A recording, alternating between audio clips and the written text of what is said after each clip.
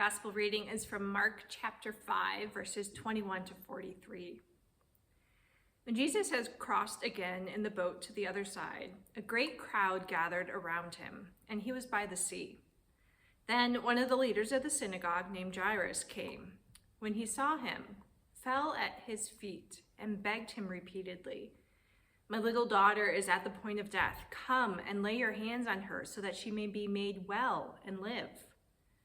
So Jesus went with him, and a large crowd followed him and pressed in on him. Now there was a woman who had been suffering from hemorrhages for 12 years. She had endured much under many physicians and had spent all that she had, and she was no better, but rather grew worse. She had heard about Jesus and came up behind him in the crowd and touched his cloak. For she said, "If I but touch his clothes, I will be made well." Immediately her hemorrhage stopped, and she felt in her body that she was healed of her disease. Immediately aware that power had gone forth from him, Jesus turned about in the crowd and said, "Who touched my clothes?" And his disciples said to him, "You see the crowd pressing in on you. How can you say, 'Who touched me?'" He looked all around to see who had done it. But the woman, knowing what had happened to her, came in fear and trembling, fell down before him, and told him the whole truth. He said to her, "Daughter, your faith has made you well. Go in peace and be healed of your disease."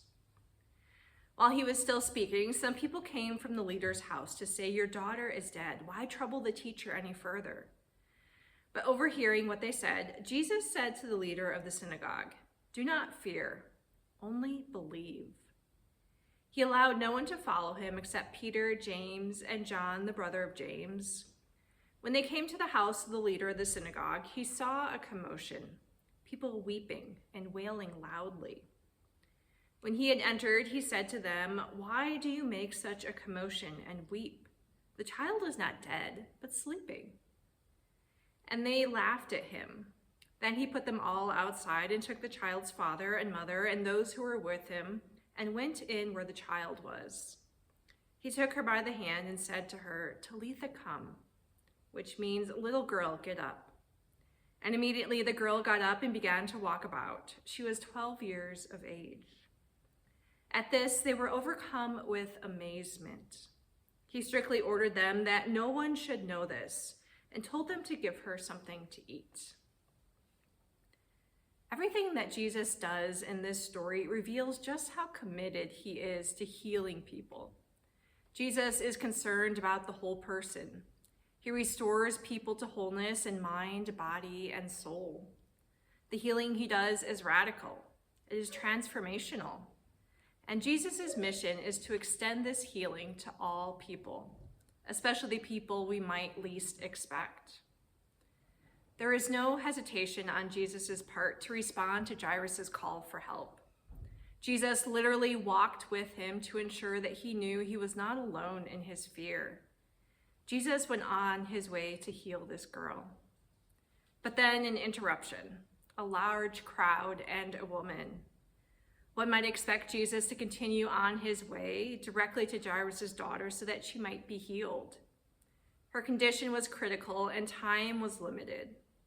Furthermore, with Jairus being a prominent leader within the synagogue, he had clout, he had influence, and a high status. Even today, people who have power and importance seem to get the things they want and need faster and easier than those who can't pull strings. But what actually happens is that Jesus' initial mission got suspended by a woman who had basically zero status or power in society.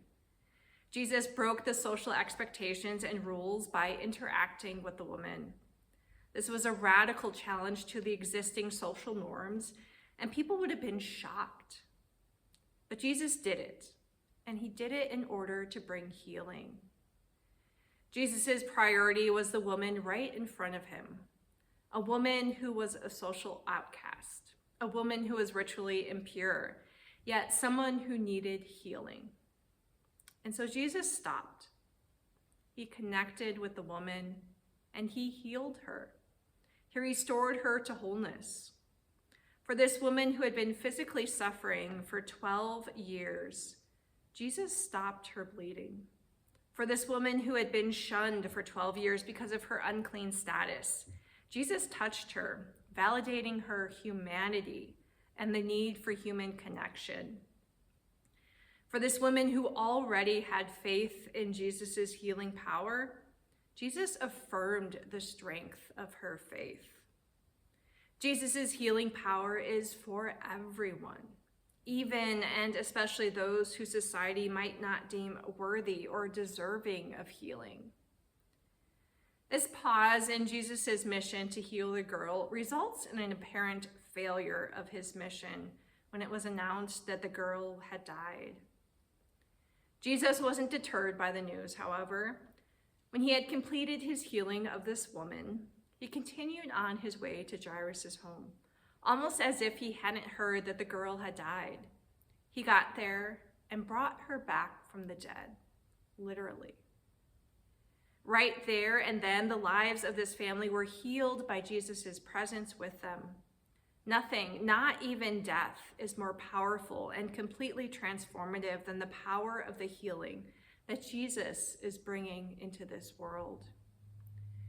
We cannot predict who or how or when Jesus will heal, but we do know that all people are worthy of Jesus' care and love and healing power. And it's a healing that continues today despite the immense brokenness of the world. Jesus is demonstrating that healing is possible. Healing comes to those who are hungry, for example. This past Saturday, 5 of us biked from Bozeman to Livingston, 35 miles with 1,655 feet of elevation gain. One of our riders was 81 years old, erasing any excuses for any of those who are under 81 to ride. And we had an amazing volunteer crew who helped keep the riders safe and well-fed throughout the day. And we did this to raise funds for the Montana Synod Hunger Fund. This fund supports churches across the Synod with small grants to carry out the work of feeding people who are hungry. Not only physically hungry, but socially and spiritually hungry. We dispersed 11 grants this past spring, and they went to food pantries, a community garden, community meal programs, and special programs over the summer to ensure kids and adults have the food they need. I'd like to share a little bit about what Trinity Lutheran in Shodo is doing.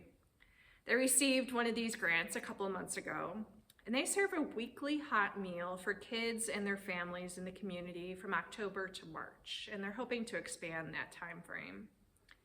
They usually have around 40 kids, and the number of parents varies. In Teton County, 67% of the population is below the SNAP threshold, and the county is considered a food desert. So people can't afford food, and many are living far away from a grocery store. When the kids and parents were asked what drew them to these community meals hosted by Trinity Lutheran, they said sitting down together at a table with a hot meal. They long for connection with other people, and they long for food to eat. Because this feeding ministry and this fellowship connected people to the church, this past Pentecost Sunday, 12 kids were baptized. Furthermore, the children recognize the church as a safe place where they can be. They know they will receive a good meal, they will be welcoming and supportive adults, and they will have some good godly fun. Just like the woman living with a hemorrhage in our gospel story from today, these children in Shodo heard about Jesus. The folks at Trinity in Shodo didn't necessarily set out to baptize children. They set out to feed hungry people because they discerned that this was one of the ways that God was calling them to live out being a disciple in their community. And in doing so, the children heard and saw Jesus through these actions of love and care. Through their actions, Jesus brought about healing and wholeness for those kids and their families. Physical healing through nutritious food, mental healing by providing a place where they could be without worrying about their safety or worrying if they would get dinner that night, and social healing through experiencing that they matter and that they're a part of a community, and spiritual healing through learning about Jesus and being welcomed into God's family. The people of Trinity and Shodo are actively participating in the healing that Jesus extends to the world. This sort of healing is happening at churches all around the Montana Synod. I have been so encouraged and amazed to see all the ways that churches are joining in with what Jesus is doing to extend healing to people through food. And I also wonder, what seeds of healing are we as a congregation and we as individuals already planting? How are we actively participating in the healing that Jesus extends to the world? We're doing that through providing meals and dignity to people through loaves and fishes and Meals on Wheels. We're participating in the healing that Jesus extends to our community through our monthly benevolence that supports incredible work in our community. We're participating in the healing that Jesus extends to our community through providing a space for nonprofits to meet in our building, and for Elevate Montessori to provide much needed childcare for our community. We participated in the healing that Jesus extends to the world through hosting the group of cyclists from the Fuller Center, providing physical and social and spiritual healing for the riders as they help those who need housing. And I know each of you are participating in the healing that Jesus extends to our world in various ways in your own individual lives. What a gift to be able to be part of this healing, this life transformation that Jesus extends to each of us and the whole world. And I also wonder, what other ways might Jesus be opening up for us to extend healing to the world? May our faith be stronger than our fear. May we set aside our fear of failure, our fear of success, our fear of death, and learn to more deeply trust in Jesus and his healing power. It's never too late to hope for healing and transformation. And there is always more healing to bring to the world and our community. Let it be so. Amen.